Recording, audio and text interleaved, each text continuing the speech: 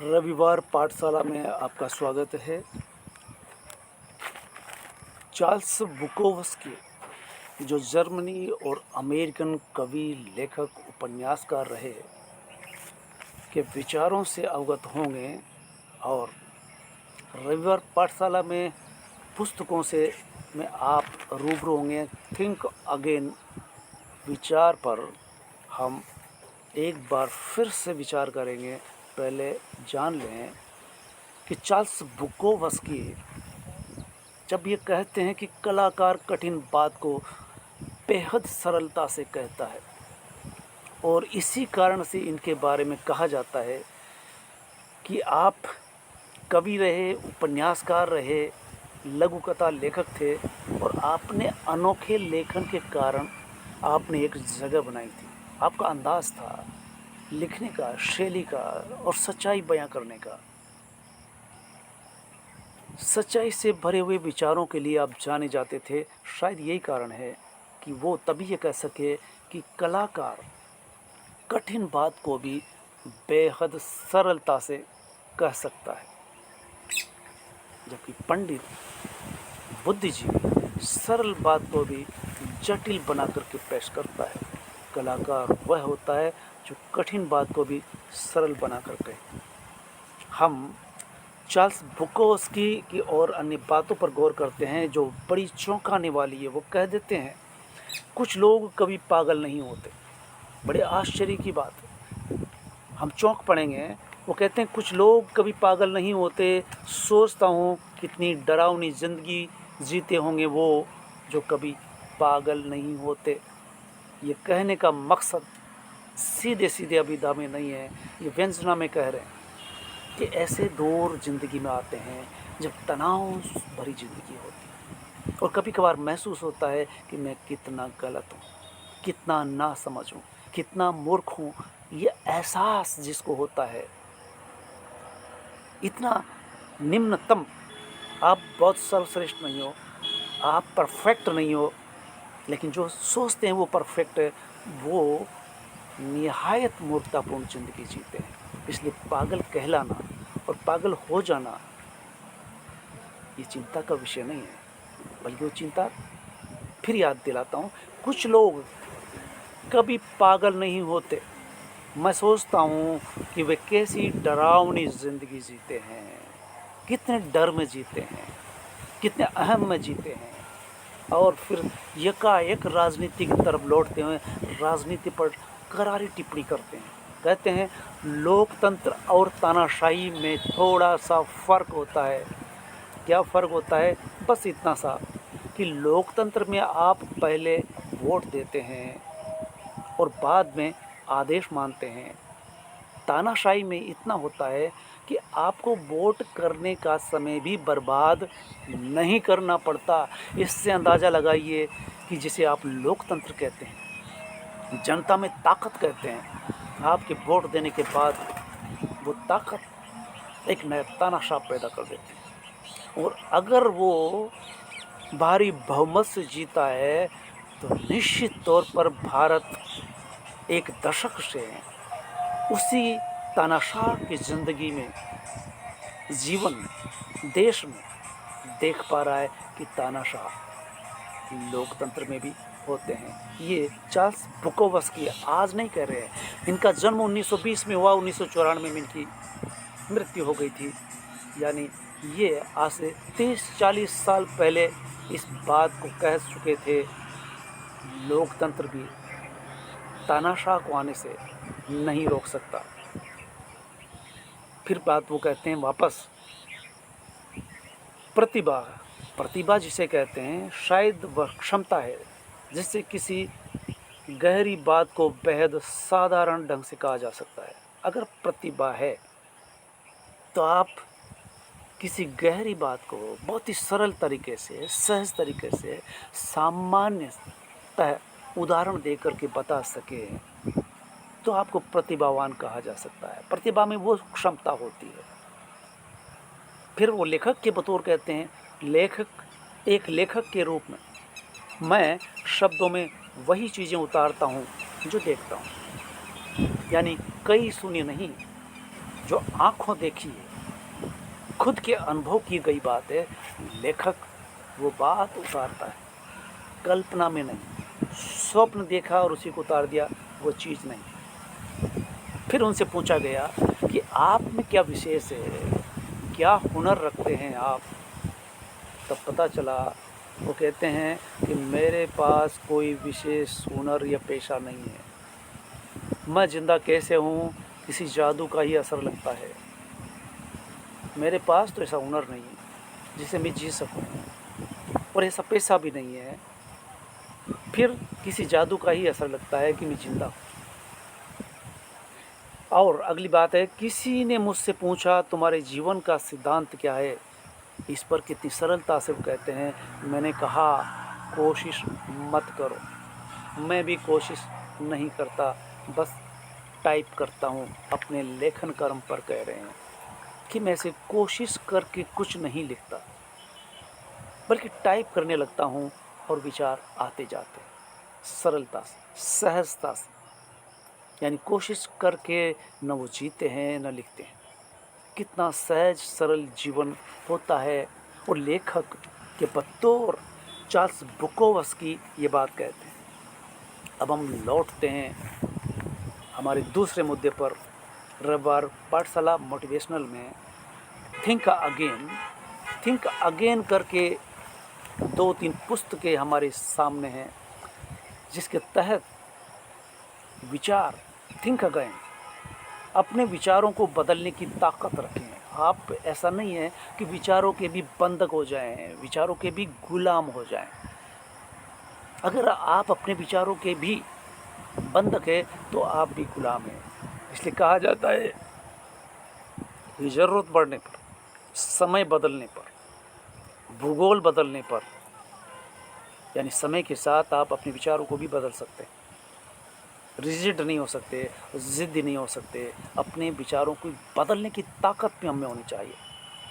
हम तो अक्सर मान लेते हैं कि हमारे विचार सही है, यही हम गलती कर जाते हैं और रिजिड हो जाते हैं, ज़िद करते हैं, किसी की नहीं सुनते हैं। ये मान लेते हैं कि हमने ये तय कर लिया और यही सही है। जबकि परिस्थिति बदलती है तो हमारी सोच एकदम विपरीत नज़र आती है, गलत नज़र आती है, तो उनमें बदलाव की ज़रूरत होती है। और वो सोचता है कि कोई बदलाव की ज़रूरत नहीं है। लेकिन वास्तविक बुद्धिमान व्यक्ति, या यूँ कहें कि बुद्धिमानी तब आती है जब हम अपनी मान्यताओं पर पुनर्विचार करते हैं। समझदारी या बुद्धिमानी जिसे कहें, बुद्धिमानी से भी अधिक समझदारी कहेंगे कि जो अपनी मान्यताओं में भी तब्दील ला देता है, परिस्थितियों को देख करके सोच को लचीला बनाता है और नई जानकारियाँ स्वीकार करता है। हमें बेहतर निर्णय लेने में ये मदद करते हैं। अपने विचारों को चुनौती देते हैं तो हमारे लिए नए अवसर खुलते हैं, नए रास्ते खुलते हैं। रास्ते कभी बंद नहीं होते। इसलिए एक विद्वान ने कहा था कि ऐसी कोई समस्या नहीं है इस संसार में जिसका कोई समाधान न होता हो। समाधान होगा, बेशक अभी समाधान नहीं है, इसका मतलब ये नहीं है, लेकिन वक्त बदलते ही उस समस्या का समाधान समय देता है। दूसरा, think life a monk, life के बारे में थोड़ा समय खुद को सुधारने में भी लगाए हैं। हम सोचते हैं कि हम सही है, अब नहीं सोच पाते और अपने सुधार में कोई गुंजाइश नहीं छोड़ते। सोच लेते हैं कि हम तो सही ही है, हमारे विचार भी सही है, लेकिन ये वक्त गलत कर देता है। वक्त का अनुसार, समय के अनुसार। इसलिए हमें अपनी सफाई, जैसे शरीर की सफाई करते हैं, रोज़ नहाते हैं, उसी तरह से मन के गंदे विचारों से मुक्ति कैसे मिलेगी। और इसके लिए हम कई वीडियो में बता चुके हैं कि आप जब ध्यान में बैठते हैं तब आपको पता चलता है कि आपके विचार क्या क्या उठ रहे हैं और ऐसे क्यों कर उठ रहे हैं। इस पर हम विचार कर सकते हैं। तब करेंगे जब हम कुछ देर के लिए बैठेंगे, मनन करेंगे, मंथन करेंगे या ध्यान करेंगे। तब हम अपने गंदे विचारों से मुक्ति पा सकते हैं। हम नकारात्मक विचारों से मुक्त हो सकते हैं। हम ऐसे नकारात्मक गंदे विचार जमा करते जाते हैं, तब हम उनसे मुक्त हो सकते हैं जब हम ध्यान में बैठते हैं। इसलिए कहा है, जो विचार आप भीतर रखते हैं वही आपकी दुनिया बनाते हैं। आप जो सोचते हैं आपकी दुनिया वही बन जाती है। आप अपने आप को समय के अनुसार बदल सकते हैं, तो समझिए कि आप बदलाव को भी देखते हैं, समझदारी का भी व्यवहार करते हैं। और अंतिम बात, द आर्ट ऑफ इम्पॉसिबल, लगातार सीखते रहें, डर का सामना करें। हम में से अधिकतर लोग अपने सपनों को असंभव मान लेते हैं। सपने देखे और कहा कि ये तो असंभव है, मेरे से नहीं हो सकेगा, क्योंकि वे सोचते हैं कि हमारे पास संसाधन नहीं है, हमारी स्थिति ठीक नहीं है, हमारे पास वो हथियार नहीं है या टैलेंट नहीं है। लेकिन असली असंभव वह है जिसे हमने खुद अपने मन में बंद कर रखा है, वो असंभव है। यानी हमने जो सोच लिया, हमने तय कर लिया कि मैं सही हूँ, ये असंभव है। इसको बदला जाना चाहिए, इस असंभव को। जब हम अपने दिमाग को उच्चतम स्तर पर लेकर जाते हैं, तब अपनी सीमाएं तोड़ते हैं, फिर कोई लक्ष्य छोटा या बड़ा नहीं होता। यानी हम किसी भी लक्ष्य तक पहुंच सकते हैं, बशर्ते कि हम अपने विचारों को थोड़ा फ्री रखें, आज़ाद रखें। हम सोचते हैं कि हम सही है, यही गलती कर जाते हैं। और कितनी बेहतर बात कही है चार्ल्स बुकोवस्की ने, कलाकार कठिन बात को भी सरल शब्दों में कह सकता है। और यहाँ तक कह देता है कि जिसे आप पागल कहते हैं, जिसे मूर्ख कहते हैं। अरे, चार्ल्स बुकोवस्की तो यहाँ तक कह रहे हैं कि कुछ लोग कभी पागल नहीं होते, विश्वास ही नहीं होता, कभी नहीं होते। और ज़िंदगी में ऐसे कई मौके आते हैं जब आदमी ये कह बैठता है, अरे यार मैं तो पागल था, ये मैं क्या कर बैठा, यानी पागलपन दे बैठा। ये एहसास भी न हो, किसी के सामने गलती स्वीकार ही न करें, वो सबसे बड़ा पागल है। और फिर स्वीकार न करे कि मैंने पागलपन दिया। ये सेंटेंस हमें समझने पर, विचार करने पर मजबूर करता है। वो कहते हैं कुछ लोग कभी पागल नहीं होते। सोचता हूँ कितनी डरावनी ज़िंदगी जीते हो, डर डर करके जीते हैं, इतना साहस भी नहीं है कि वो तुच्छ है, वो कुछ भी नहीं है। और यही तो बुद्ध ने बताया था विपश्यना में, 10 दिन तक आपको यही तो बताया जाता है, आप क्या हो, तिनके के बराबर नहीं। आपको बनाने में समाज का बहुत बड़ा योगदान है। आप अपने आप में कुछ भी नहीं कर सकते, आप कुछ भी नहीं हो। आए हो और एक दिन यहाँ से रुखसत कर जाओगे। आप ये कबूल करो, सहज ज़िंदगी जियो, सरल ज़िंदगी जियो, सकारात्मक होकर के जीना।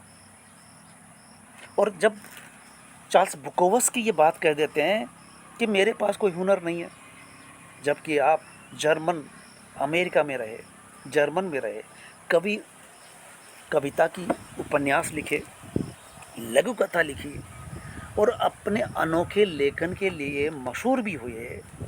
यानी सच्चाई को बयां करने का आपका तरीका था, या सच्चाई से भरे विचारों के लिए जाने जाते थे। और वो व्यक्ति कह रहा है कि वो कितने डर करके जीते हैं, जो ये नहीं कह पाते कि उन्होंने पागलपन दिया, उनसे मूर्खता हुई, यानी उनसे गलती हुई, वो स्वीकार करते हैं। गलती को स्वीकार कर लेना पागल नहीं होता। पागल वो कहलाता है जो कहता है कि मैं कभी गलती नहीं कर सकता। इंसान है तो गलती हो गई। परफेक्शन ही तनाव का कारण है। जो कहता है मैं परफेक्ट हूँ और हर चीज़ों को परफेक्ट रखूँगा, सजा करके रखूँगा, संवार करके रखूँगा, सज करके रहूँगा, संवर करके रहूँगा। किसके लिए? लोगों के लिए। आप सारा समय बर्बाद किए देते हैं इन चीज़ों में। सहज सरल होकर के जीना, महात्मा गांधी एक लंगोटी पहन करके जो विचार उन्होंने रखा, जो आंदोलन उन्होंने किया, उससे वो जाने जाते। बुद्ध ने महल छोड़ दिया, जंगल चले गए, तपस्या की, और उस तपस्या से, उस साधना से, उस विपश्यना विधि से उन्होंने जो ईजाद किया, उस समय का समाज कृतज्ञ है उनका, और आज तक भारतवर्ष कृतज्ञ है उनका, और पूरा विश्व बुद्ध के उस रास्ते पर आज भी चल रहा है। कितने साफ सब सरल शब्दों में कहा कि दुख है, स्वीकार करो। इस जिंदगी में दुख के सिवा कुछ भी नहीं है, और ये बात भी स्वीकार कर ली कि हाँ दुख है, तो वो सब समझ भी सकता है कि इस दुख का निवारण भी है, और दुख का कोई दूसरा कारण नहीं है, खुद ही उस दुख का कारण है, कोई देवी देवता नहीं। आप अपने दुखों का कारण मंदिर में जाकर के समझते हो कि वो हर लेगा। कौन हर लेगा? राम हर लेंगे जो मंदिर में बैठे हैं। तो राम को खुद जब वनवास हुआ था तो वन में जाना ही पड़ा, दर दर की ठोकरें खानी पड़ी, नंगे पैर चलना पड़ा, कंटका कीर्ण मार्ग पर नंगे पैर चलना पड़ा, हवा पानी धूप ये सब सहनी पड़ी। एक राजकुमार होकर के बनना था राजा, मिल गया वन गमन। इससे बड़ी त्रासदी उस व्यक्ति की ज़िंदगी में क्या होगी, और उसे हम ये सीख नहीं लेते हैं, बल्कि उसे मांगते हैं, शर्म नहीं आती। अरे वो भी मांगते हैं, बैठ करके पूजा करते कि क्या उन्होंने किसी मंदिर में गए क्या? किसी रामायण रामचरितमानस में कहीं लिखा है कि राम ने जाकर के पूजा की? क्या सुबह शाम पूजा करते थे, कीर्तन करते थे क्या? अरे हम इनसे क्या अर्जित करते हैं, क्या ग्रहण करते हैं, हमें खुद ही पता नहीं है कि हम कितना बेबूझ जीवन जीते हैं, कितना कठिन जिंदगी जीते हैं, कितनी नकारात्मक सोच रखते हैं। बुद्ध ने जो कहा, और चार्ल्स बुकोस्की उपन्यासकार, कवि, लेखक कितने सहज सरल शब्दों में कह देते हैं कि जिन बातों को हम सहज होकर के कह सकें, तब प्रतिभा की बात है, तब बुद्धिमानी की बात है, तब समझदारी की बात है। पंडित जिसे कहते हैं, पांडित्यपूर्ण शब्दावली का इस्तेमाल करता है जिसे लोग नहीं समझते, और वो यही जानता है कि मुझे तब जा कर के लोग तवज्जो देंगे कि मैं कितनी उच्च स्तर की भाषा का इस्तेमाल कर रहा हूँ, कितनी संस्कृत निष्ठ भाषा में बोल रहा हूँ, और किस अंग्रेजी में बात कर रहा हूँ जिसमें लोग समझते ही नहीं। आप समाज से, जनता से दूर हो जाते हैं, दूर से दूर चले जाते हैं। इसलिए सहज सरल जिंदगी। उदाहरण है हमारे सामने कबीर का, महात्मा गांधी का, बुद्ध का, महावीर स्वामी का, जो दिगंबरी होकर के रहे कि दिशाएं ही मेरे लिए वस्त्र है, शुद्ध वस्त्र ही त्याग दिए, और आज उनको मंदिरों में बिठा करके सोने की चांदी की थालियों में परोसा देते हैं। उस शख्सियत को हम अवमूल्यन कर रहे हैं, समझते नहीं। उस राम को मंदिर में बिठा रहे हैं, जो वो राम वन में जा कर के ये साबित करता है, सच्चाई के लिए लड़ता है, धर्मनिष्ठ व्यवहार करता है, और हम वहाँ मांगते हैं भीख की तरह, भिखारी की तरह। तो हम समझें, इन महान व्यक्तियों से प्रेरणा लें। सहज सरल जीवन, दिखावे का जीवन एक बड़ी बीमारी है। दिखावे का जीवन कि मैं कितना बड़ा हूँ, मैं कितना बड़ा बुद्धिमान हूँ, कि मैं कितना बड़ा शासक हूँ, मेरा जैसा कोई हुआ ही नहीं, यही पागल बने। इसलिए स्वीकार करें कि जब बुकोवस्की कहते हैं कुछ लोग कभी पागल नहीं होते। अरे ज़िंदगी भर पागलपन का व्यवहार कर रहे हो जब आप कह रहे हो कि मैं कितना बड़ा हूँ, मैं कितने बड़े मकान में रहता हूँ, मैं भी कितनी बड़ी कार से चलता हूँ, मैं कितने बड़ी कंपनी के कपड़े पहनता हूँ, उससे बड़े होंगे, मकान से बड़े होंगे, कार से बड़े होंगे। तब कबीर और महावीर स्वामी, महात्मा गांधी क्या कर रहे हैं, कैसा ज़िंदगी जी रहे हैं। आज इतना ही, धन्यवाद।